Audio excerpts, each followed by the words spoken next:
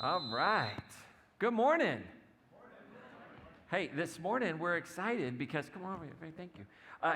This morning I'm excited because I got to meet some folks today as I was coming in that are part of our network outside of Northern Colorado. So in the house today we have people who tune in regularly from Florida that are here in town, and we have people from California, the other coast, warm weather here bringing their sun. So give our out-of-town Crossroads Network people a big welcome.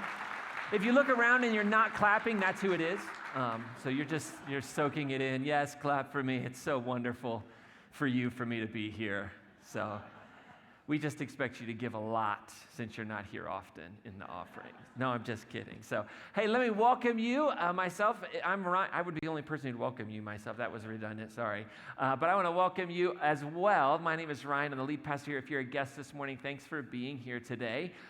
We love what's happening around here at Crossroads and this great story that we're a part of in this moment here. So thank you for being present. Inside your program, there's a little note from me that's written to everybody, but it's really especially written for those of you that might be here for the first or second time. And my cell phone number is in there. And if you have any questions about Crossroads, about our church, our values, our story, questions about me, which is perfectly understandable. I have a lot of questions about me. We can explore them together. But send me a text message. I'd love to have coffee with you, help you get connected to what's happening and hear your story, share with you a little bit of my own story. And that's right there in the program. And if you're here and you're not new necessarily, but we've never had the opportunity to have coffee, I've never got a chance to meet with you personally, do that. Send me a text message. I would love to do it. It gets me out of all kinds of work I don't like to do, so I would really appreciate it if you took advantage of that. I would like to mention as well, before we get started with our talk, just this little membership brochure that's inside of the program. Sai mentioned it. It is kind of membership season around here, and what that means is every year, according to our bylaws, what we have to exist is we have a membership, and we have to check in and make sure that people want to continue being a member, all that good stuff, and this is our way of doing it. So every year, it's kind of a new thing, but every year our members just kind of reaffirm, yes, I'm in. They check the box. Oh, and new folks that have kind of come around. So we emphasize that membership is a way to just really fully participate and move from, well, that's the church I go to that's my church. I am Crossroads. And there's no class you have to go to. You're welcome to ask any questions, all that good stuff. But really, you just read the back of this membership brochure. If it fits you, if it looks like you, then check the box. And that's it. You're kind of in. You can check the box on the back of the Connect card. And there's also a way if you want to just ask questions about membership, all that good stuff. So explore that. If you are a member and you have not yet returned our email, you'll be getting a phone call soon. Just to affirm, hey, we just want to make sure. All right, so you can expect that happening. And then we move to the door knock, 2 people, we put suits and ties on, and we come. And we just scare the whole neighborhood. We just scare the whole neighborhood at that point. We walk the whole neighborhood, and then we come to your door only, and we knock. So that's membership, what's going on around here. All right, so it is good to see everyone. Fall is approaching. I was in New Mexico, went to Santa Fe yesterday and the day before. Yeah, good place to shop. Yeah, did a lot of shopping, a lot of walking and shopping. No, beautiful areas. That was fun. We enjoyed that. Good to see you. We have Tennessee in the house too. We have Nashville in the house as well. That's awesome. Caught my attention. It's just like a global community today. Anybody from out of the country, we can give you a special welcome as well. So listen, quick review of where we've been in our TED Talk series. We launched a couple weeks ago with the story of Rebecca and Rupert, right? The foundation of the Ted Lasso series. Now, if you're a guest, I am going to get to the Bible. I feel like I need to start with that, okay? If you're a guest, it's going to be a minute, all right? But just hang with me. We will get to the Bible, I promise, all right? I know it's a little deceiving. You're like, the book of Lasso, what did I get myself into? Just hang in there with me, all right? So we're looking at this big story of Ted Lasso when we're exploring kind of some of the major themes and biblical wisdom that we see either being violated in characters in this story or that are really lived out. And so we started with the kind of foundation of it all in season 1, which was Rebecca and Rupert, who own this football club, soccer as they call it over across the pond. And Rebecca just wants to destroy Rupert. They're going through a nasty divorce. He was pretty awful to her. And all she wants to do is ruin the thing that he loves the most. And so that week we really explored the dangers of taking vengeance, right? And what our tradition tells us about vengeance and what is the alternative. And we talked about the power of forgiveness. And we said this, that only love given away can break the chains of evil received. That when we receive evil into our hearts, into our lives, when it's an action of someone or when we ourselves act in an evil way, we kind of put chains on us. And the only way to break those chains is through loving others, through forgiveness, right? And then week 2, we looked at this character, Higgins, who's director of football operations, and we talked about the power of integrity and loyalty. Integrity and loyalty. And most of us want to be a loyal and a person full of integrity. Some of us don't, but we're all a work in progress, right? Okay. Now, we said that week that peacemakers, really, we model the loyalty and integrity of God. And we see that in the person of Jesus, who in our tradition we say is kind of the ultimate expression of God in human flesh, right? That's who Jesus was. And we saw Jesus as a person of integrity, who honored people, who was loyal even to death. And when we live with integrity and loyalty, that makes us dependable, right? And that also fills our hearts with hope, because we don't have to just trust in our own strength. We can trust in God, this presence, this compassionate presence that we all live and move and have our being. All right, so let me ask you a question to get us started. Loosen up your arms here. You're going to want to participate, text, whatever it might be. Okay, so let me ask you, have you ever had somebody in your life who has just kind of exuded towards you a judgmental attitude? Right, they walk by, they see your beat up old car, and they're just like, how did they get into this neighborhood? Or maybe you've done that. Maybe you've walked by somebody's driveway and been like, that thing, they need to put that in the garage. That is destroying my property value, right? Or maybe at work there's somebody that they heard something about you and they just rushed to judgment. They looked at the way you dressed. They looked at the way you talked, your accent, and they made assumptions about you. Most of the time we don't like that. Most of the time that kind of hurts our feelings if we're honest. I know a lot of, like, if I can be somewhat stereotypical, a lot of guys, they don't want to talk about their feelings. We don't want to say our feelings are hurt. We just want to get mad. It's terrible emotional intelligence, but we'll work on that, right? And most of us don't wake up in the morning, right? Having experienced the judgment of someone, we don't wake up in the morning and say, you know what, today is the day where I turn over a new leaf. I love the way I feel when I'm judged by people, so I'm going to become a super judgmental person. And I'm going to just throw that out into the world. And my gift to the universe is going to be judging others. My gift to the world will be to make sure everyone knows where they belong and when they belong. Anybody ever thought that in the morning? We don't, right? And so today we want to turn our attention to a character who really helps us understand this idea of being judgmental, living in a non-judgmental, and that is Ted Lasso himself. How many of you are excited that we're actually going to talk about Ted? You can clap, I know. It's exciting, right? So Ted Lasso, for those of you that aren't familiar with this story, Ted is now the coach of the Richmond Greyhounds. And he's been brought there under false pretense, right? So he doesn't know this until later on, but basically Rebecca has hired him to come and ruin the team. He knows nothing about soccer. Nothing at all. Doesn't know any of the terminology, doesn't know anything. And so he's there in the moment, like just trying to do his best, bringing his leadership to the moment. And the thing about Ted, right, is he is a consummate optimist. Right, often to the point of his own pain. Like he'll ignore his own pain, ignore his own trauma, just to kind of have this optimistic mentality and outlook on life. He's a brilliant leader, right? Great coach, and he seems to be a student of people. He seems to be a person who watches and listens and learns. And in one of the most iconic scenes of the whole series, what really does represent the heart of the story and the heart of Ted Lasso is this scene in the local pub where Ted is there and the whole gang is there, and so is Rebecca's ex-husband, Rupert. And in season 1, episode 8, we find out that Rupert, to just be maniacal and to just stick it to Rebecca, has bought a whole bunch of shares back into the club. So now he's an owner and he has access to the owner's box. And the only reason why he does this is because he wants to torment and torture Rebecca. And he's shown up at this local pub, right, just to simply torture Rebecca. And he's there with his new wife, who's half his age, who's also named Rebecca, who he calls Rebecca 2.0. See, right? Some of us just need it clear, right, when we try to understand the motivation of these characters, right?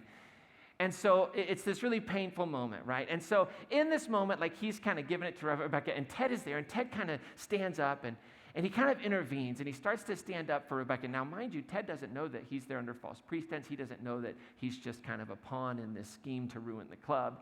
But he stands up, and he's going to defend Rebecca, and he starts talking about darts. And he starts talking about how they take their darts seriously, and Rupert says, yeah, and he says, well, how about a wager?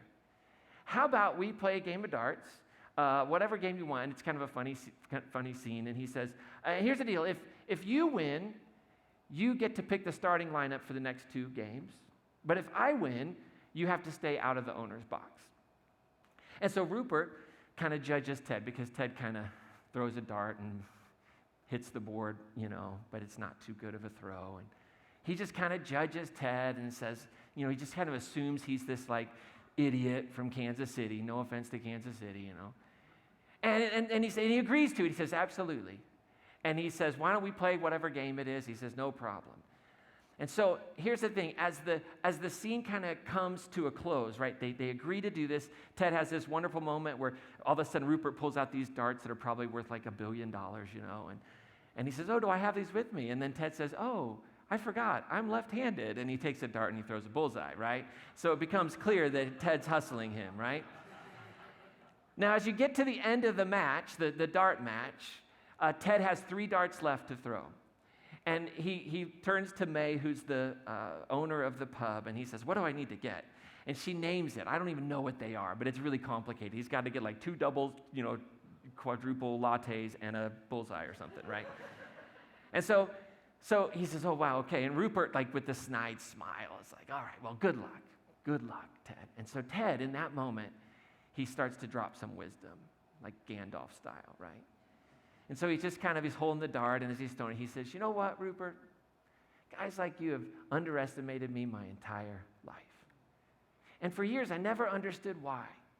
And it used to really bother me. He said, but then one day, I was driving my little boy to school, and I saw this quote by Walt Whitman painted on the wall there, and it said, be curious, not judgmental. I like that. And then he throws the first perfect dart that he has to throw out of the 3. And the pub is like, whoa, like they're getting excited. And he looks at Rupert, he says, so I got back in my car and I'm driving to work. And all of a sudden it hits me. All them fellas that used to belittle me, not a single one of them were curious. They thought they had everything all figured out, so they judged everything and they judged everyone. And I realized that they're underestimating me, who I was, had nothing to do with it. Because if they were curious, they would have asked questions, He says questions like, have you ever played a lot of darts, Ted? Shoot, throws the second perfect dart. The pub erupts, cheering in disbelief. Rebecca's like holding, like she can't believe this is happening, right? And then Ted goes on, he says, which I would have answered, yes, sir. Every Sunday afternoon at a sports bar with my father from age 10 till I was 16 when he passed away. Ted takes a close look at Rupert, big, deep breath, looks at the board, for some reason says barbecue sauce, and then throws the final perfect dart. The place erupts, he wins, everybody's cheering, they can't believe it, and Ted raises his eyebrow, looks at Rupert and says, good game, good game. Ted's speech in that scene is really this great example of the sources and the reasons and the dangers of judging people. It's such a beautiful kind of soliloquy. It's a space where we kind of learn, why does this happen in our lives? Why do we have this tendency to judge people? Where does it come from? Well, first of all, judging people, like Ted says, it's just kind of a self-defense mechanism against our false self, right? That we all have a false self and a true self. The true self is that part of us that came from God and will return to God. The true self has nothing to do with how much hair we have or don't have, has nothing to do with how tall we are, our jobs, our sexuality, our gender. Those are all false self items. Our true self is the character, nature, and the reality of that part of us that is eternal, that some might call the soul or the spirit or the mind, whatever word we might use. And so sometimes the false self takes charge. and we start to feel a little small. So what do? We have to make others feel small so we can feel big. Or we have to make others feel wrong so we can feel right. Or we have to make others feel weak so we can feel strong. And it's that self-protection that we feel inside of us, and that judgment, oftentimes, it flows out of our fears.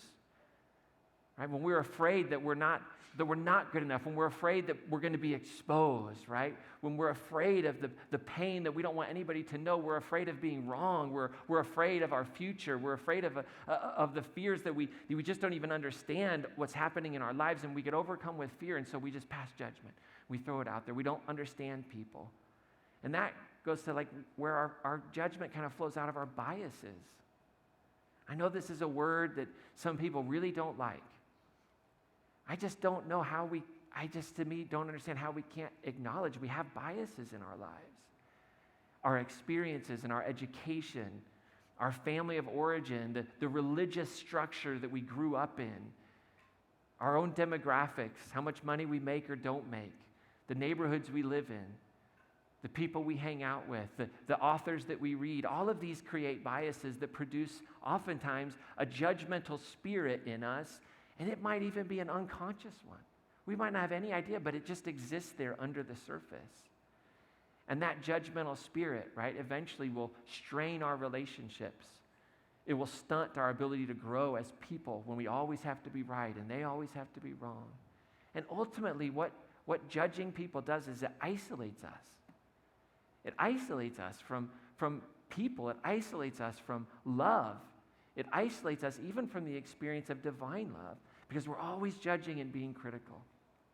And it seems that Jesus, we're getting to the Bible part now, it seems that Jesus got that this was a big deal.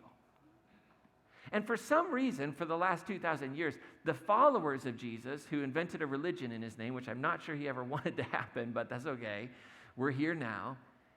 It seems that Jesus got that there was significant danger in letting a judgmental spirit develop, which is why I think he said in Luke chapter 6, verse 36 through 38, he says, "Be merciful just as your Father is merciful." Right? Jesus believed, and we've talked about this, but especially in our Fresh Perspective group, if you're not a part of that, you can sign up and go through that, but Jesus believed that ultimately God, like the very nature and essence of God, was compassion. Was compassion. And one of the texts that we understand is this text where Jesus says, "Be merciful as your heavenly Father is merciful," is often translated, "Be compassionate as God or your Father is compassionate." So what is mercy or compassion, right? It is sympathy that's ready to help. Sympathy that's ready to help. Not just, "Oh, I'm so sorry, but I've got to go." No, it's sympathy that's ready to help. And then Jesus, after he says, "Be compassionate, be merciful, just as your Father in heaven is merciful," he starts to give like super practical ways to do that. He says, "Do not judge, and you will not be judged." Now, I know this is confusing for a lot of us. I'm just not sure why.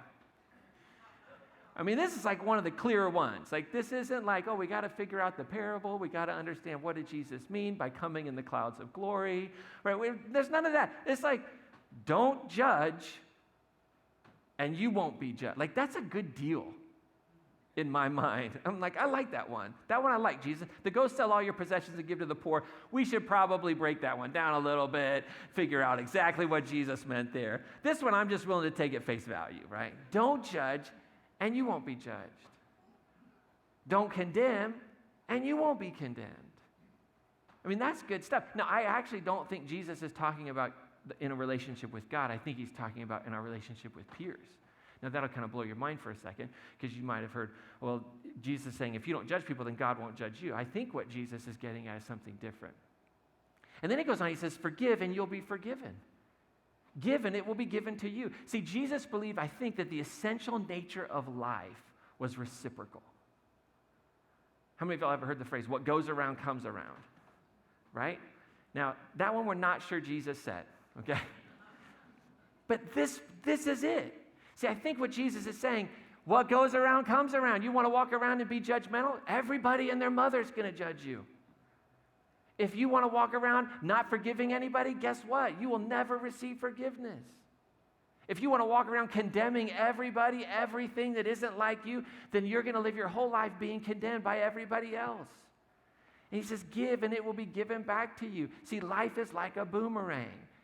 What we throw into the universe, what we sow into it, we will reap. Paul uses that language, the law of sowing and reaping. Forgive and you'll be forgiven. Give and it will be given to you, he says. And he goes on and he says this. Some of you have heard this. It says, a good measure, pressed down, shaken together, running over. Sounds like a good mixed cocktail. Shaken up, running over. It'll be put into your lap, for the measure you give will be the measure you get back. Now, what is Jesus talking about here? What are we giving that is given back to us? Is it money, which most of us have heard this passage used right before the offering? How many raise your hand if you've heard this right before the offering? Come on. Let's just own our trash, right? And that's a garbage way of, that's not all what Jesus is talking about. Jesus was a peasant who had nothing. And what actually Jesus would say, the problem is our economics, right? So Jesus isn't trying to tell you how to get richer. He's not even talking about money. What is it? In his context, he's saying it's compassion. It's forgiveness. It's mercy. That's what you get back. You want to have a beautiful marriage? What do you pour into it? Compassion, mercy, forgiveness. You want to have a marriage full of strife? You want to have a relationship of parenting that's full of judgment? Then judge and condemn your children.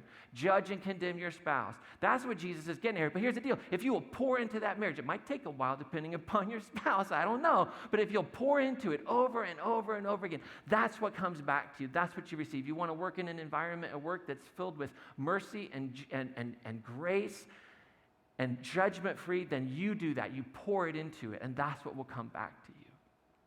A great story of really an inability to do this is found in Mark chapter 14. There's this beautiful story in the Gospel of Mark where Jesus, it's his final week of his life in the story.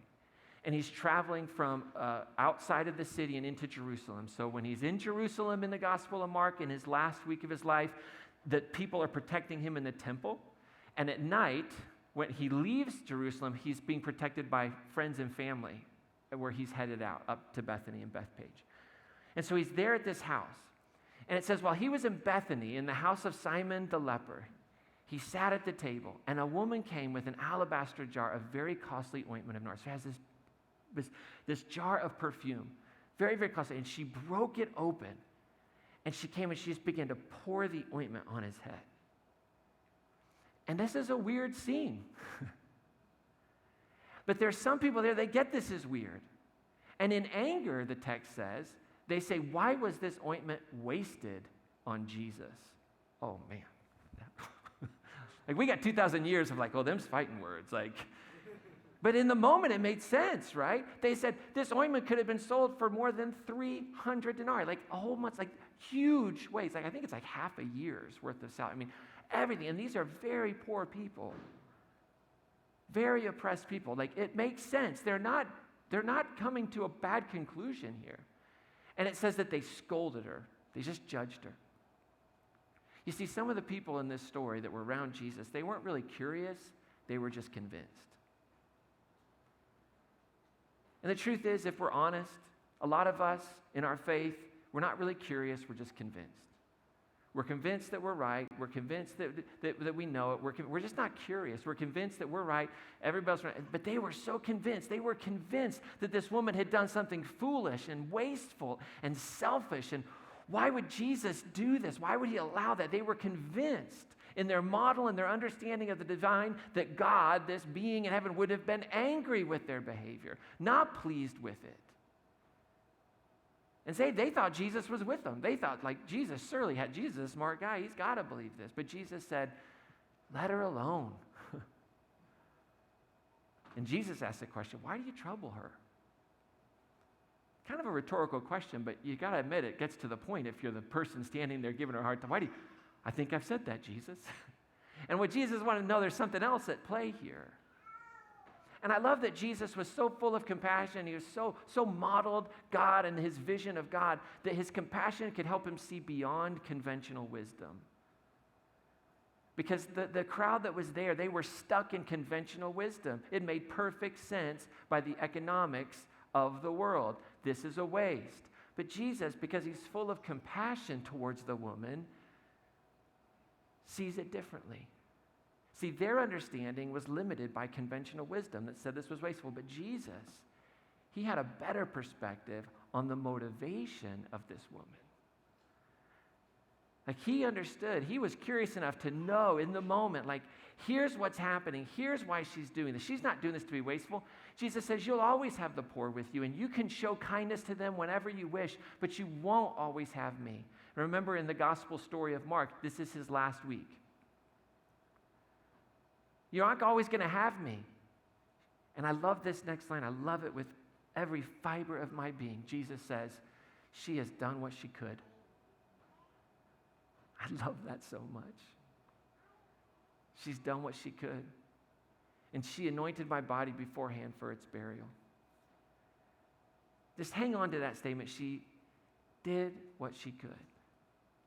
In the letter of James, chapter 1, verse 19 through 20, James is a leader in the church of Jerusalem after the resurrection. And James says this to the people he's writing to. He says, you must understand this, my beloved brothers and sisters. You must understand this. Hold on to this. And he says, be slow to speak. Be quick to listen, slow to anger, because that produces the justice and the righteousness of God. And see, what I think these stories tell us is that curiosity, right? When we're slow to speak and quick to listen, it opens us to the divine perspective. And what is the divine perspective? That's the justice of God, the righteousness of God. And we're so stuck in our Western moralistic way of thinking. We see that as a list of right and wrongs, but it's not. The justice and righteousness of God is about the way humanity ought to be treating one another, right? A world in which everyone has enough. And when we live curiously, our hearts are open to that reality, right? What is curiosity then? Right? It's to be quick to listen, slow to speak, slow to anger. It's the opposite of those in the story, right? Of the woman who anointed Jesus. It's the complete opposite. They were quick to speak, slow to listen, quick to be angry. And so God's righteousness, God's justice that the book of James talks about, right? That's the divine perspective of love. The divine perspective of compassion, of mercy, amidst the reciprocal nature of life. So when we know what goes around and comes around and what we're throwing out there, we recognize, well, God's desire, God's will, the justice of God, the righteousness of God is for the people of God to put mercy into the pool. Right? The justice of God is to speak up and to say, no, wait. Like, there are inalienable rights. There is the reality of human dignity. And it has nothing to do with our abilities or our education. It's just the very nature we're made in the image of God. And so here's what I love about this story. I love about what Jesus says is that, and we think of it like this, compassionate curiosity. Right? A curiosity that's driven by compassion to see what's going on assumes people are doing the best they can with the hand they're dealt. I love that picture of that woman. Like, she's just doing what she could. What she had been saved up. And she saw this as the perfect opportunity. And whatever had happened in her life, whatever her backstory is, we have no idea. But in that moment, Jesus knew that she was doing the best that she could with the hand that she was dealt. And so it wasn't wasteful. But Jesus said, no, this is what she... Who knows if the woman even knew what she was doing? I mean, that's a different twist. What if this woman was like, I don't know, Jesus smells a little bit.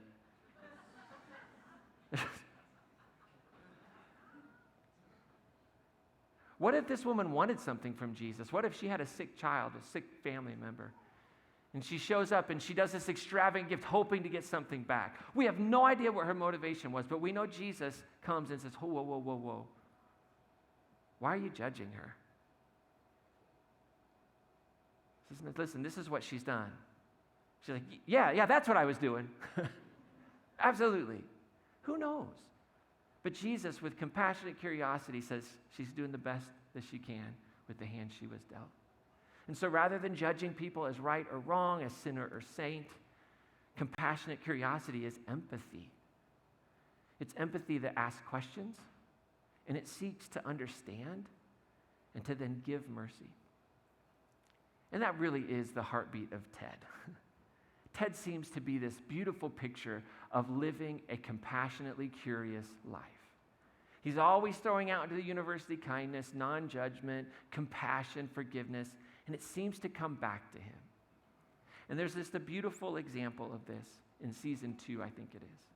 Season 2, there's a storyline where one of the players, Jamie, who played on their team in the first season for a little bit and then was traded, he's looking for a team, and he's a terrible teammate. Great player, but a horrible teammate.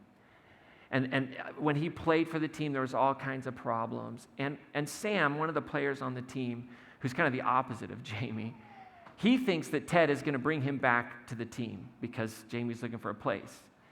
And that does not bode well for Sam. And so there's this beautiful scene where they're out on the pitch and they're practicing, and the whistle blows, and Ted comes, and he's trying to give Sam some advice on a pass, right? Telling him what he needs to do and, kick it a little bit harder. And Sam just snaps in that moment.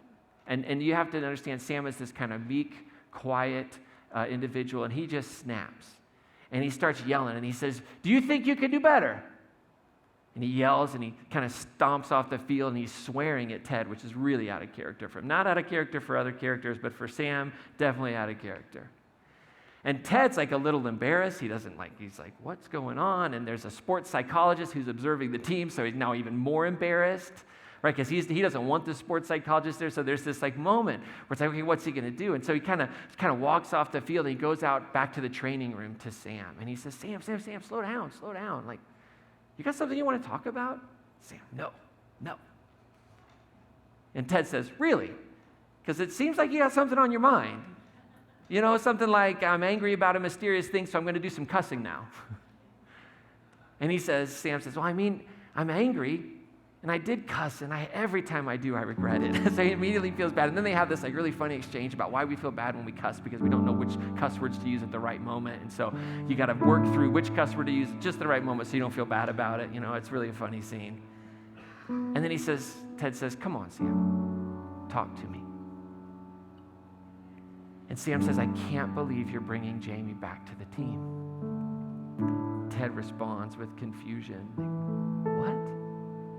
And Sam says, I saw the picture of you and him on Twitter. And then he goes on and he says, how many locker room punch-ups have we had since Jamie's been gone? And Ted, just real quiet, says, none. Haven't had any. And Sam says, nope, you're right, we haven't had any. And we haven't won yet. But we will. I believe that. Don't you? Just because Jamie can score goals, that doesn't mean he deserves to be here. And after some silence, it's clear that Sam is still holding back, and Ted just looks at him. It's like Sam wants to say something, but he doesn't want to say it, and he just gives him some space. He's curious, and he wants to draw it out of him. And Sam says this quietly. No teammate has ever made me feel as bad about myself as Jamie did.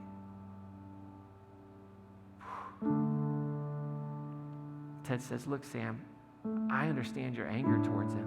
And Sam interrupts him. He says, it's not him. I'm mad at you. You didn't even talk to us about it. And Ted says, honestly, Sam, I didn't think there was anything to talk about. I told Jamie it wasn't going to happen. And Sam now is a bit confused. And you can see him kind of shrink backwards. And he says, oh, this is awkward. I feel awkward. And Ted says, I bet. And then Sam says, did everybody see me stomp off the field? And Ted says, no, nobody saw that. Yes, everybody saw that. Everybody saw it. Come on. And he's super embarrassed. And Sam says, oh, of course they did. He says, Coach, I'm so sorry. Ted says, it's okay, Sam. All right? You're a leader, and I want you to speak your mind. Sam starts to smile, and he says, thank you. And then he said this, my father says every time he sees you on TV, he's very happy that I'm here, that I'm in safe hands with you.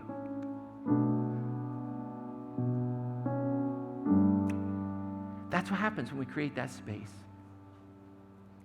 where people can come and encounter God in a place that's free of judgment, where people can come into your home, into your life, into your cubicle at work and know, I won't be judged.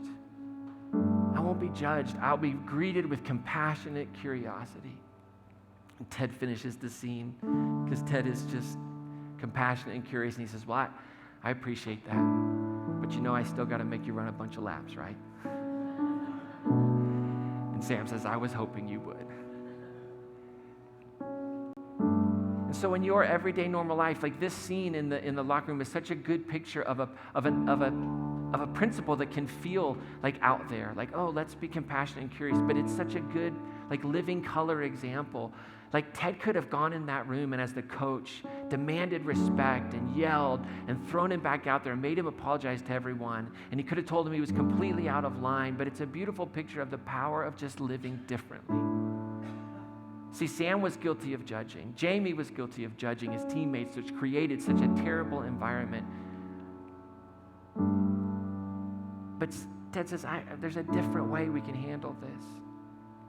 And so Ted doesn't create a scene that's crafted from his fear of, well, what's the sports psychologist thinking? Or what are the other players thinking about me as a coach? Or what are the other coaches thinking about me if I don't put him in his place? No, he comes and he treats Sam with respect and dignity. And he just assumes that Sam is doing the best with the hand that he's been dealt. And so in our everyday normal lives, when you walk out of here and you go into your office, you go into your PTA, you go into the garage, wherever you work, whatever you do at this time tomorrow, remember that compassionate curiosity just means finding out what's going on. Sam, what's going on? What's going on? What's happening? And when we feel judged or when we want to judge someone, before we respond, let's make a commitment to find out what's going on. Let's ask good questions and let's listen. And understanding what's going on is a great act of empathy. It's empathy. And empathy is more than just understanding what's going on. Empathy says this, okay, and this is hard for us because we're so filled with pride, but empathy says this: if I would have lived the exact same life you have, if I would have gone through the exact same ups and downs, if I would have had the same things done to me, if I would have been taught the same things you were, if I would have done everything, believed everything that you have, I would have done the exact same thing you just did. So in our story, it'd be Ted saying, you know what, Sam, if I would have seen that picture and if I would have been treated like you were by Jamie, I would have made the same assumption. That's compassionate curiosity. That's empathy. And I want to encourage you to extend that compassionate curiosity to 3 people in your life. Extend that compassionate curiosity to your allies, the people that you see as with you. Extend it to those people that you think of as enemies or adversaries. Remembering what we talked about in week 1, that our battle isn't with flesh and blood, but with fear and greed and doubt and these principalities in our world. And maybe most importantly, extend it to yourself. You got to extend it to yourself. And that will be the hardest person to give compassionate curiosity to. Why am I feeling this way? Why do I feel outside? Why am I angry? Why did I respond in such a way? And dig into that and just and receive it in a don't judge yourself. Just receive it. Just go, why do I feel this way? And if we'll do that, if we will live with compassionate curiosity as a guide for us in our interactions with one another, and we sow that into our world, what happens is space is created then in our lives for conversation and reconciliation. Not confrontation, conversation. And that's just a little different. Ted could have gone into that training room and confronted Sam about his bad attitude, and don't you walk out, don't you treat that way, and you shouldn't, blah, blah, blah. No, but his compassionate curiosity created space for a conversation to happen. And as he listened and understood and hold to the truth, right, there was reconciliation.